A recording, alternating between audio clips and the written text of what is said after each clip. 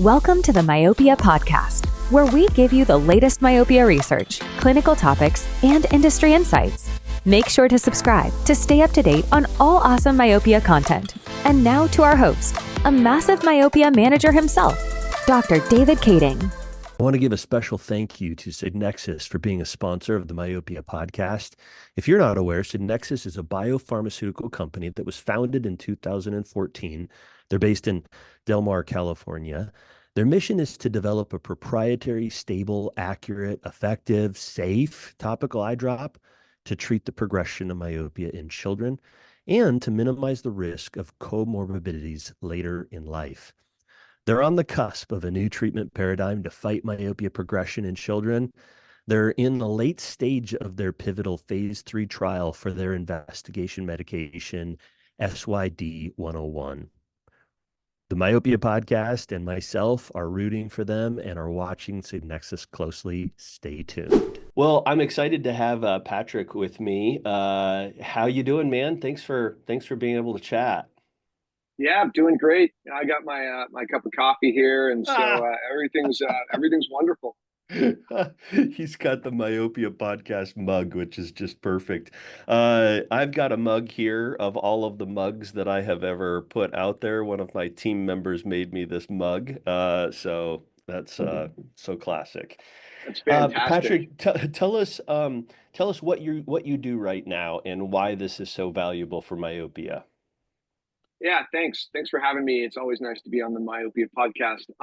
So right now I'm the acting president of a company called Signexus, and at Signexus we've just finished a pivotal phase 3 study looking at the utility of low-dose atropine to treat myopia progression in kids. So it's a really exciting time for us. We finished the study, and we're moving forward with the next steps, which means getting in front of the FDA and talking to them about our product. Yeah. So I haven't got to see your data yet because you haven't published it or put it out there, but you've seen your data and we're excited because you're moving forward, which probably means that it's somewhat favorable, I presume. Yeah, I like to smile when I'm asked that question. We have a fourth year of this. So the study is a 3-year primary endpoint. I won't go into too many details here, but there's a fourth year involved in this study. And the FDA's requested that we remain silent on data until we complete the study. So yeah. We're very optimistic here. We've seen our data. We're excited, but yeah, unfortunately, we're not able to talk publicly about the actual data itself. Yeah. Understood. So why atropine? Like we have theories about why these other treatments work, and we've talked about those already, but why atropine? What do we know about atropine and slowing down myopia? Tell us a little bit about the history, or maybe a little bit about how we got here to the point where we're like, let's get a drug formulated for this. It's a great question, and it is steeped in history and fortunately also in science. Probably 10 years ago, I think a lot of people probably know the story, but a little more than 10 years ago, studies were published revisiting the concept of using low-dose atropine concentrations to treat myopia progression in kids. About that same time, a number of very large epidemiology studies, the Blue Mountain study, Beaver Dam study, Rotterdam study, had data that was mined from those studies showing that if you're myopic and increasingly myopic, you're at an increasing risk for some pretty bad back of the eye diseases. And so it really was those epidemiology studies really kind of revitalized the desire and the need to treat myopia progression in kids and try and mitigate the progression, or slow, ideally stop the progression in kids. So atropine is an old drug. It's a drug that people had the ability to compound because you can take an existing drug and a compounding pharmacy can make a new version of it to treat diseases. They're allowed to do that by law. And so if no approved drugs exist, then the Wild West ensues. And that's what we've kind of got right now, which is a lot of different compounding pharmacies making a lot of different low-dose atropine concentrations to see if they can try and slow or stop myopia progression in kids. So it's a very interesting dynamic that our medical community typically engages in when there's no approved drugs. But low-dose atropine has been shown in over 30 studies now to be very effective at varying levels of effectiveness in reducing or slowing myopia progression in kids. Do we know why? No, that's a great question. So, as is the case with a lot of drugs that are approved, the mechanism of action isn't always known. But what is known is that what atropine does as a drug is it's an antagonist for this very broad range of muscarinic acetylcholine receptors. And so we can look at the eye and say, well, where are those receptors? And what happens when you inhibit those receptors? And so there are receptors on the outside of the eye, there's receptors on the back of the eye. And so when you bind these receptors, a number of things happen. The current working hypotheses are really around changing the extracellular matrix of cells that have these receptors on them, and then those cells are able to change the shape of the eye and or the functioning in the back of the eye.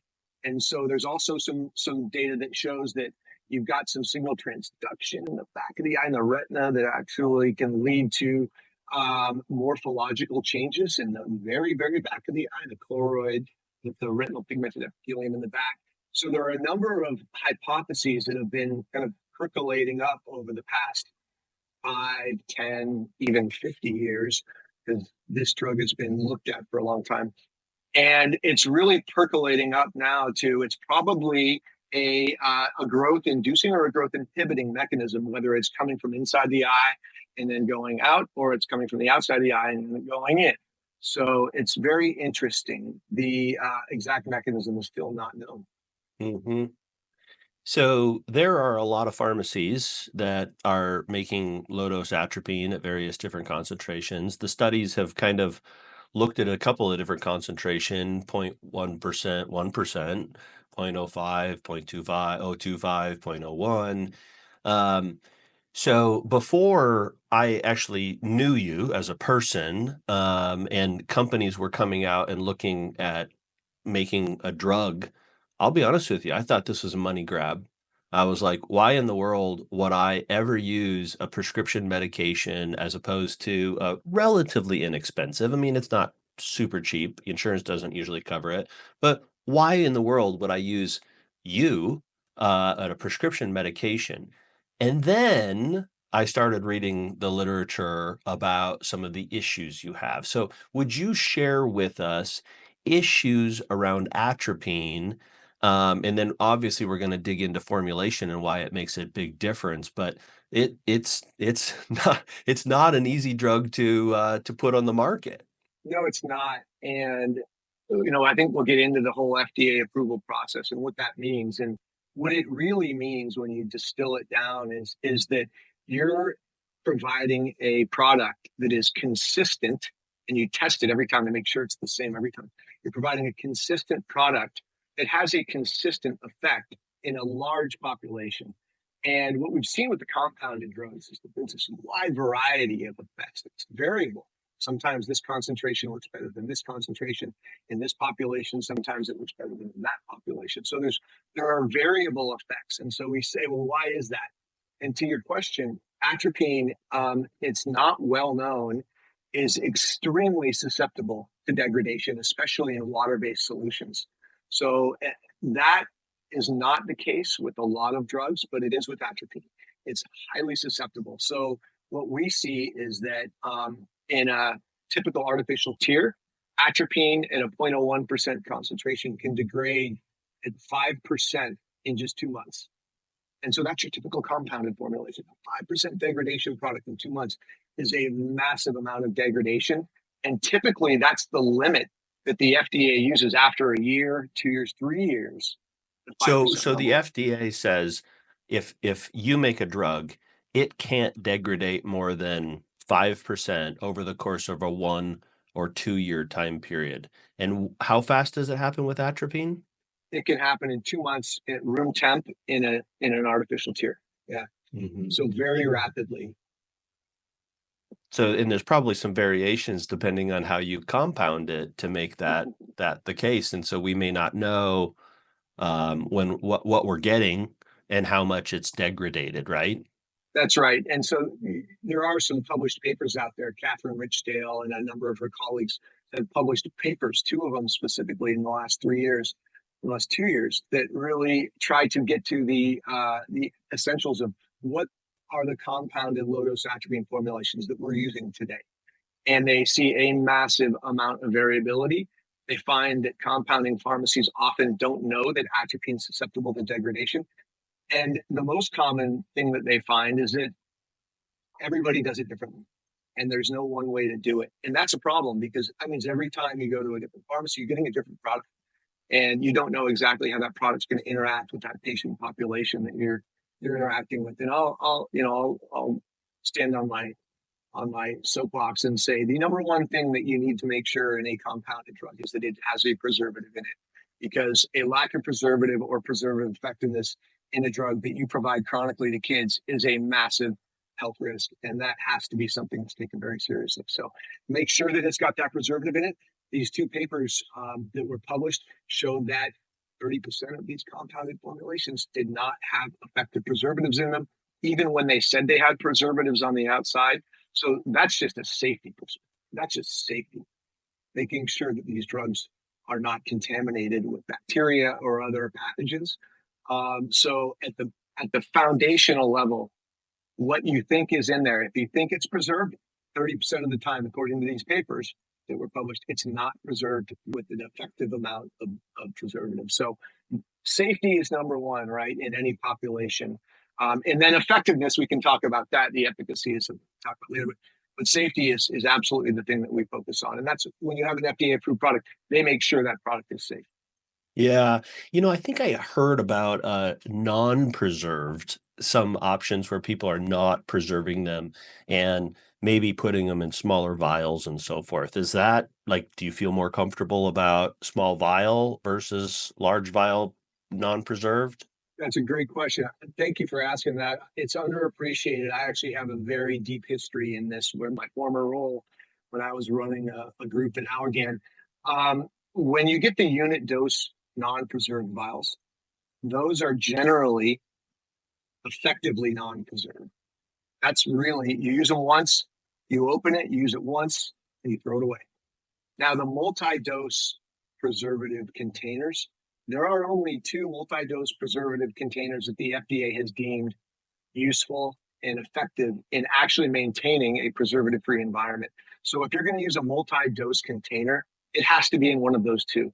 And I have never seen a compounded product that actually has the license from one of those two companies to use those bottles. So generally speaking, if it's a multi-dose, non-preserved container, it's not going to be effective. It's not going to be, it's not going to be in the proper container to be non-preserved. It has to be preserved in those multi-dose containers. Yeah, well, we've certainly started to see some play on the mainstream media about eye drops being problems with the issues in lubricating drops that we even saw over the last year. And so, with it being a hot topic, it probably means that we should be even more aggressive than we used to be, just because it's in the news and people are wondering about it. So probably need to be more careful than we used to be on that very, very topic. That's right. The worst case scenario is that something bad happens. And it was you can Google FDA Eyecare and you'll find the FDA statistics on this. But last year, multi-dose non-preserved containers, eye drops, killed people. You think an eye drop can kill someone? Yep, killed people. I never thought that. Resulted Going in through all more of my than training. Yeah. And more than 10 people that weren't killed had to have their eyes removed and nucleated. And it's a non-starter. Making sure the product is safe is the number one concern around. Absolutely. Now, you spoke about the Wild West, it being the Wild West. Until a product, yours or somebody else, comes onto the market that has gone through FDA stringent criteria, we're dealing with kids. How can we maybe not perfectly protect ourselves, but how can we best make decisions about atropine and where to get it and how to get it Now, you don't have to say specific laboratories, but if I'm going out and I'm, comparing 2 or 3 different places to get compounding pharmacies, what are some things you would suggest if you were a clinician seeing patients you would be looking for right now? Because we don't want to go away right now from atropine. We know it's probably going to be at minimum another 6 months, 12 months before you have a product on the market, hopefully sooner, but that's for the FDA to decide. So what in the next year, what can we be doing and taking into account Catherine and Aaron's papers, which are great. They taught us about the variability in the color of the bottle, recommendations for refrigeration, all of these different things, and that the concentration of zero point zero 0.01 was actually not zero point zero 0.01 in many cases, or zero point zero 0.05 was not zero point zero 0.05 in many cases. So you're right, it's a wild west, but how do we protect ourselves? What are some recommendations you would give? Yeah, first I'd start with transparency of this from the source. Are they telling you what's in there? Are they telling you how they're making it? If they're not telling you what's in the bottle, you really have no clue what's really in the bottle. And in fact, more than 50% of the time, we say what's on the outside of the bottle. This is when they do tell you what's supposed to be in the bottle is not what's inside the bottle. So what's on the outside doesn't equate to what's in the inside over half the time. So first of all, are they telling you what they think it should be inside? That's number one, transparency. Number two is, are they testing to make sure what's on the outside is on the inside? And that's something that when we step back a little bit, there's two types of compounding pharmacies. There's 503A compounding pharmacies. That's mom and pop. That's the one down at the corner that you say, hey, I need this. Or a healthcare provider says, hey, can you provide this for my patient? And then they go and they make one vial of what you request them to make at a time. That's a 503A. And the 503B compounding strategy is more of a larger scale compounding strategy that's meant for distribution. And the FDA allows certain compounding pharmacies, generally the larger ones, to make large batches, test them to a certain extent. They don't get as rigorously tested as an FDA approved product does, but they do perform some release testing on 503B compounded products. And so in those examples, if you can find a 503B pharmacy, in theory, they should be conducting testing, release testing on the batch before they put it in the bottles and send it out. And you should be able to request from these 503B pharmacies a specification sheet that says what's in there and the tests that they've conducted. And you really want to question the rigor of the compounding process with these different pharmacies. And that's something that the FDA has been very focused on for years, is compounding practices. What are your practices? Are you sitting there in the kitchen and just mixing bottles, or are you under a sterile hood and using sterile technique in order to make individual bottles? Or are you in a sterile manufacturing facility that actually has lines that make thousands of bottles of product at a time in a sterile environment, and the line has quality control testing procedures that are built on. So anyways, that's a little bit of detail, but you really want transparency from the producer. Yeah, and to that end, it brings up, you speak of transparency. What about the bottle? Do we want the bottle to be transparent? So another interesting side note is that some of these papers that have been published, they show that atropine can be in a lot of different bottle formats, as you mentioned, and some of them are in clear bottles. And atropine is actually susceptible to light, so you want to make sure it's not in a clear bottle. And that's when if you get those little unit doses, those are typically clear; they're not opaque, and so those are susceptible to light. So again, these are those types of. This is a lot of knowledge that a manufacturer needs to know how to make this product correctly. And these compounding pharmacies, more than half the time, aren't using those best practices that are known. Maybe they don't know them, but they're not implementing those best practices. And so, you don't want a clear bottle for atropine. So in talking about safety, can you talk about atropine as a medication and safety and side effects elsewhere? So, pupil dilation and, I had some neurological effects on one of my patients. But can you kind of speak a little bit about that? And maybe that's why a lower concentration may be safer than a higher concentration. You want me to start? Yeah. Yeah. So there's a rich history with atropine. The approved concentrations of atropine are 1% and 0.5%. And those approved concentrations have been on the market since the 60s. And there is a lot of data that's known and has been published about these higher concentrations of atropine. So what we hope in the world that we're all existing in, which is the utilization of lower dose concentrations, what we hope is that the things we see in these very high concentrations are going to be seen less frequently and less severely in these lower concentrations that we're working with.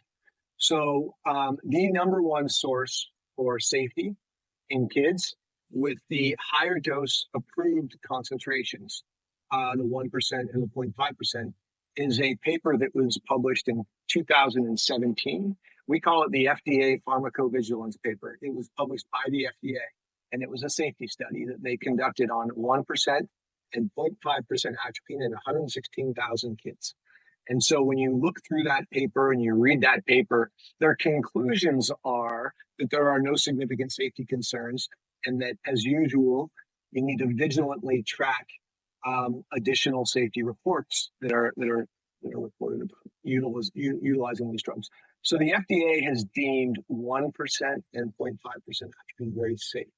Now, typically what the FDA looks at when they review safety are serious adverse events.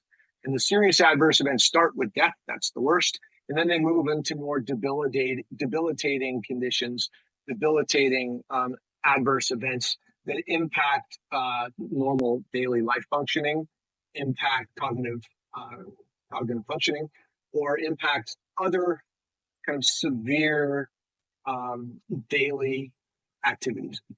And so severe adverse events are typically what the FDA focuses on. And so what we look at is these lower concentrations, there might not be severe adverse events that we're so concerned about, but generally, are there adverse events in these kids using these lower concentrations of drugs that we should be aware of or concerned about? And so the answer is absolutely. The reason why 1% and 0.5% are not used for the purpose that we are using them to control myopia progression are really twofold. One are, if you take a single drop of 1% or 0.5%, you can be dilated and lose all ability to accommodate for over a week, just a single drop. So it's very potent, and you go outside without the ability to accommodate and being very dilated, and that's very uncomfortable. You have massive photophobia, and your eyes you can't control the pupil dilation. So those are not serious adverse events. Those are adverse events. And those are something that by dropping the concentration down to 0.01 and 0.05 in that range, we're managing. So a general rule of thumb, and it varies across how the drug is made, who makes it. We're going to talk about compounding, right? It's going to be a lot of discussion about compounding. So a general rule of thumb is, if you take a 0.01% atropine drop, a kid takes it before they go to bed, it's going to wear off in the early morning hours. They're going to be, for an hour or two, dilated, for a number of hours. They're going to be dilated. They're going to lose a little bit of ability to accommodate, but that's going to wear off as they wake up. So all those adverse events, not serious adverse events, those adverse events are occurring while they're asleep. If you take a 0.05%, typically it's going to wear off a little bit later, maybe at noon. And so then that kid's going to school, they're going to be going a little bit dilated, and they might not have the ability to accommodate very well in those waning hours. And so now you're running into a situation where you may be prescribing a kid a product that is inducing an adverse event that's impacting their school, their ability to function properly at school. Typically, kids that are dilated need photochromic lenses. That's very common. But those are the adverse events that we try and navigate when we're coming up with a concentration of atropine that we believe we should be prescribing. Now, I've done surveys of hundreds of optometrists and ophthalmologists, and I say, how do you prescribe atropine? What's your theory? Some 50% of them will say I start low and I go high, and the other 50% will say I start high and I go low. So there's no one way that healthcare providers have determined is the right way to prescribe atropine. But those adverse events, typically the mydriasis, the photophobia, which is a result of the mydriasis, and the inability to accommodate are the ones that we really focus on when we're looking at low-dose atropine and prescribing it. Now, the side effect of the inability to accommodate and the inability to and the mydriasis can be kind of a headache, a brow ache, if you're fighting that and you're trying to do it. And you see this with pilocarpine, you see it with certain drugs. In a very small percentage of people, the FDA's kind of surveys report that there are headaches. It is reported on the atropine label. So on the 1% and the 0.5% atropine label. So those are things that now you can have these minor adverse events that can start to pile up and result in non-ocular adverse events. So we always keep an eye on those. You got to keep an eye on those. And our safety database in our study is very, very well documented over thousands of patient days, tens of thousands of patient days. You know, the incidence of these events. They're very safe drugs, but they do pop up. These adverse events do pop up, and they can debilitate certain patients. That was excellent. That helped a lot. I have somewhat recently heard from several different people, including other practitioners who have asked me about this, of a philosophy, and this has come not just from within the United States, but of patients who would utilize atropine once a week as a method. Have you seen any papers on this? And does this make any sense at all with the fact that we think about 0.01 is as you just described, wearing off to a degree? I mean, it still has its effectiveness, but the side effects wear off. Would a less frequent use of a medication have a similar effect as utilizing it almost every day? Wow, what a great question. So the answer is no, we don't have data on that. No, there aren't any papers that we're aware of that discuss that. Now, in order to interrogate that question effectively, what you have to do is run a large controlled study utilizing these different posology parameters, right, in a defined patient population. And so that's something that once our drug comes out, or once a drug comes out, it's approved, it's consistent, it's the same thing every time, then you can start interrogating those different every other day, once a week. The different treatment paradigms. That's right. And so haven't heard anything about that.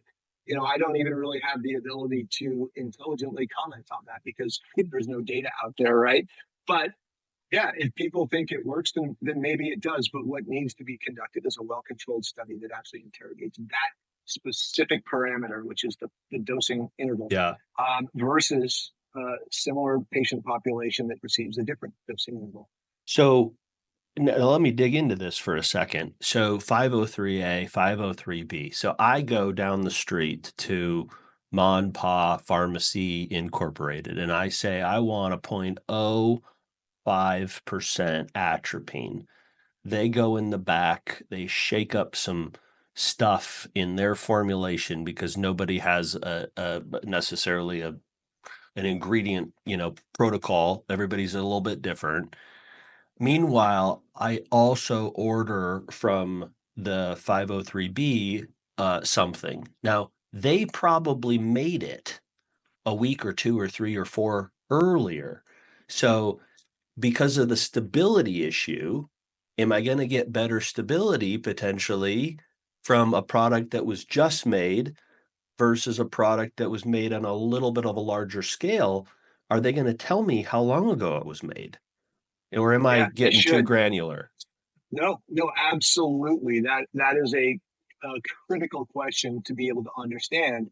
You want to manage the degradation and the stability of the product. You want to make sure that your product is what you're giving the kid. For example, if you give them a compounded product that's made today and it's 0.01% and it's in an aqueous environment, which almost, which every compounded product is, and it's at room temp, it will be 0.0095% atropine after 2 months. So if that 503B compounding pharmacy makes the same product and it sits on the shelf because it made a huge lot of it, and you're getting it 2 months later, you're getting it at 0.0095% atropine, and then it's degrading even further in the next month while the patient's using the product. So you don't know.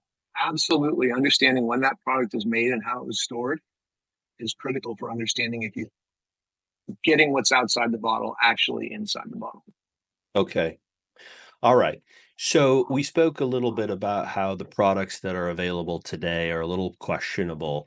As much as you can speak to, so we can be excited about a product in the future, can you share a little bit about what you guys have been working on to come up with a product that will last? Why does it matter? Yeah, it's a really rich question there, and I love it. Thank you for asking that. When you when you see a product, when you have a product, what a healthcare provider really wants to understand is how is that product going to work? How's it going to work in the patient population that I want to use it in? And so when we go and we create a product that is rigorously tested and has to be the same every time. And we test it in a very large population. We've got 4 different ethnicities. We've got different starting myopias. We have different ages in the study that we're testing this product in. And so in our study, we have 850 kids. It's the largest study ever conducted in the history of in the history of myopia, I believe. And so what we are able to say at the end of the day, and what we put on the label of the product is, here's what the product is, all the details. Here's how long it lasts. And in these different patient populations, here's how it's going to work. And what you see out there from all of the different studies is you see this massive variability in results. And some of the studies are all on this ethnicity or that ethnicity. That's fine, but you can't compare that study to a study in a different ethnicity. These studies all have patients with different amounts of starting myopia, and you can't compare a study with a baseline starting myopia of 4 with a study of baseline starting myopia of 1. It's a different patient population. Mm-hmm. You look at different ages, different starting ages. A study where they only tested in older kids, you can't compare that to a study where they tested in younger kids. So in our study, when you have an FDA-approved product, you have the exact same consistent product being tested in a massive number of kids, different ethnicities, different ages, and different starting myopias. Those are probably the 3 biggest learnings from our study are that those matter. Age, starting myopia, and ethnicity. Those are important. And that's not something that we have discovered necessarily, but it's something that because we're running such a robust study, 852 kids with the exact same product every time, we're able to say things very definitively about ages. Here's how our drug works in different ages. Ethnicities. Here's how our drug will work in different ethnicities. And starting myopia. Here's how our drug will work in mild myopes, moderate myopes, and severe myopes. So what's going to come from our data set is a very consistent kind of guideline for if you have this type of patient, this is how you want to treat them. You have this type of patient, age, ethnicity, starting myopia. This is how you want to treat them. And so that's what an FDA-approved product that utilizes the FDA approval pathway gives you is consistency, reliability, and it informs the healthcare provider about how to treat your patients, which patients to treat a certain way versus a different way. That's the critical part of the process that we go through. It's taken us 7 years to get a product approved. Now, a compounding pharmacy can make a product in 1 day and hand it out, but you don't know what you're getting. With an approved product through the FDA, it's a reliable product.